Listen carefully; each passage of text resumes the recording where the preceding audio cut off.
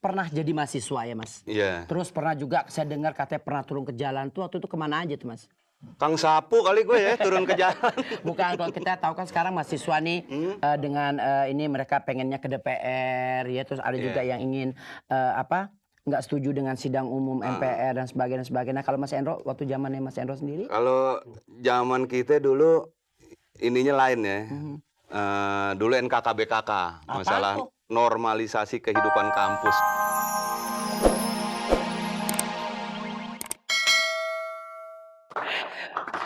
Pemirsa, topik kita kali ini adalah itu loh, radikalisme. Apa sih radikalisme? Saya sendiri juga nggak tahu. Tapi sih katanya ada sebagian dari masyarakat kita yang berontak, terus bikin huru-hara di sana sini, bahkan sampai penjarahan, pembakaran dan sebagainya.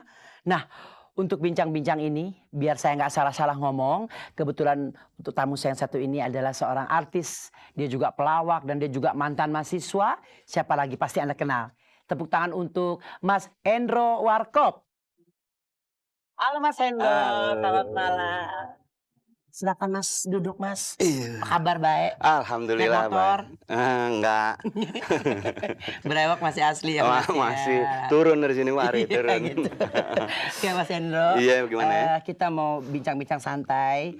Mas Endro, kita kan tahu bahwa sekarang ini ada yang namanya sebutan radikalisme. Ini apa sih Mas sebenarnya radikalisme nih? Ngerti nggak? Ya.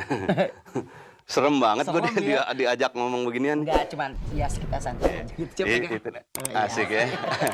Kita mau ini nggak ada ini sih jadi susah. Kalau menurut saya radikalisme itu adalah sebuah sebuah proses mungkin sebuah aliran yang berbicara amat sangat mendasar.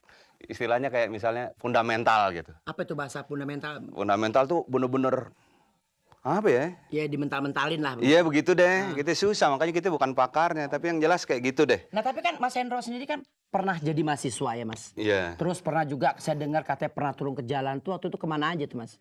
Kang Sapu kali gue ya turun ke jalan. Bukan, kalau kita tahu kan sekarang mahasiswa nih dengan ini mereka pengennya ke DPR ya, terus ada juga yang ingin nggak setuju dengan sidang umum MPR dan sebagainya. Nah, kalau Mas Endro waktu zamannya Mas Endro sendiri? Kalau zaman kita dulu ininya lain ya. Dulu NKKBKK, masalah normalisasi kehidupan kampus dulu. Gitu. Dulu nggak boleh ada DM, nggak boleh apa. Nah, itu yang kita juga protes di samping itu. Pokoknya zaman tahun 78 deh. Jadi itu. Bagaimana pandangan Mas Endro sendiri mahasiswa sekarang sama zaman Mas Endro? Lebih teratur dulu apa sekarang? Benar nggak sih ada katanya disusupin segala macam, benar apa enggak sih? Bisa aja kalau itu dibilang bisa aja. Cuman kita juga sekarang ini udah kebiasaan sih ya. Banyak bisa disusupin, yang nyusupin siapa gitu. Ya? Dari dulu ini pihak ketiga. Ini selalu pihak ketiga, perasaan hebat amat pihak ketiga dari dulu nggak ketangkep. Nah, terus? Iya kan? Nah, bisa aja, cuman ya kita masih belum tahu sampai sekarang kan bener apa enggak bagaimana gitu. Gitu. Jadi kalau bedanya dulu sama sekarang, jelas lebih hebat sekarang karena sekarang demokrasi benar-benar terbuka. Kalau dulu kan enggak. Yang pasti turun ke jalannya enggak nyari puntung rokok. Oh, enggak.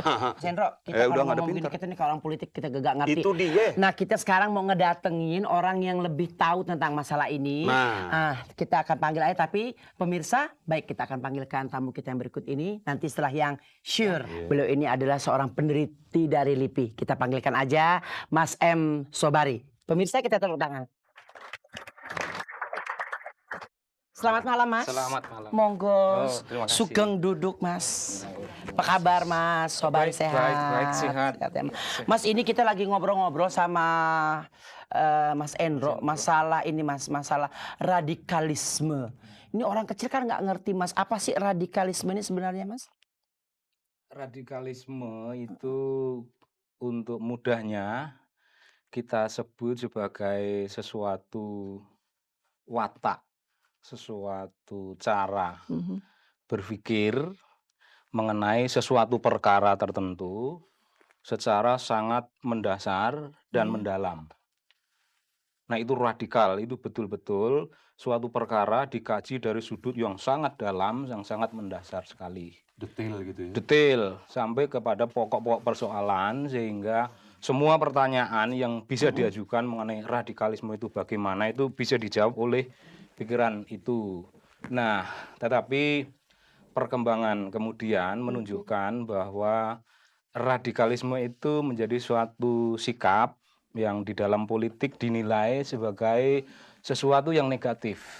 Apa perbedaan radikalisme angkatan 66, 74, 78 dengan angkatan sekarang ini, Mas? Mungkin saya tidak bisa menjelaskan dengan bagus. Jelek Tapi juga nggak apa-apa. iya, saya kira jelek itu baik. Jangan terlalu bagus. Ada warna yang berbeda dalam gelora semangat dan dinamika gerakan mahasiswa tahun 66, tahun 74, tahun 78 dan sekarang. Saya kira para aktivis mahasiswa akan kecewa dengan penjelasan saya ini karena saya ingin membuat satu penyederhanaan persoalan sedemikian rupa sehingga saya sekali lagi minta maaf. Saya hanya ingin melihat perbedaan bahwa tahun-tahun 78 mundur ke 74, mundur lagi ke 66, itu tahun ketika komunikasi gerakan mahasiswa tidak memiliki banyak fasilitas.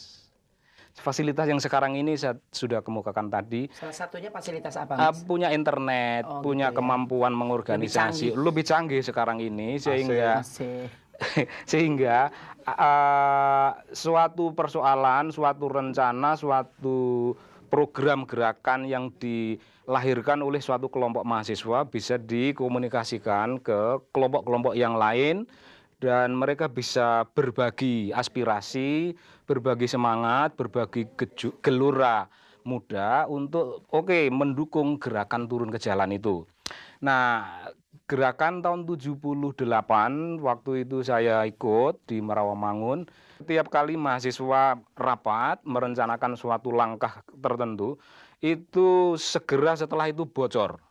Karena di dalam kelompok mahasiswa itu ada mata-mata yang terdiri dari mahasiswa yang segera lapor kepada bosnya, entah di mana bosnya, mungkin di Jakarta saya kira. Dan gerakan itu segera dicium oleh penguasa dan tidak jadi. Saya kira hal yang sama terjadi pada angkatan 74 ketika saya baru masuk perguruan tinggi. Ya, gerakan-gerakan itu mudah dicium dan kemudian dibelokkan arahnya. Dan mahasiswa, saya ingat persis tahun itu dilarang demo karena buktinya Senen itu dibakar dan Malari, pembakaran di daerah Senen itu dibebankan pada demo mahasiswa. Ini loh, kalau Anda itu pada demo, implikasinya Anda sekalian mengundang kekuatan-kekuatan luar kampus, mengundang kekuatan-kekuatan ekstrem untuk bersama Anda mengadakan perusahaan-perusahaan terhadap aset pembangunan. Sekarang terjadi hal semacam itu, ada perusahaan-perusahaan, tapi kita harus hati-hati sedikit. Saya kira kalau kita bersikap empati ya, menaruh penghormatan, menaruh respek kepada kawan-kawan muda yang namanya mahasiswa. Saya kira pada intinya mereka itu orang-orang tulus. Nggak ada kepentingan apa-apa. Mahasiswa itu nggak ada kepentingan untuk jadi camat misalnya. Nggak ada itu. Kepentingannya mereka itu mau kuliah. Nanti nggak Wah, ada ya? nggak ada. Saya yakin mereka Cuman kadang-kadang tidak. mungkin yang ini daripada ini kebanyakan ngomong saya rekrut jadi itu ada juga tuh usaha itu ya? Itu selalu ada. Itulah namanya kekuatan-kekuatan luar kampus yang datang menyelinap sengaja atau tidak sengaja untuk merusak citra gerakan mahasiswa itu. Berarti Mas Sobari sebenarnya kalau kita ngomongin soal politik tuh ngeri apa enggak sih, Mas?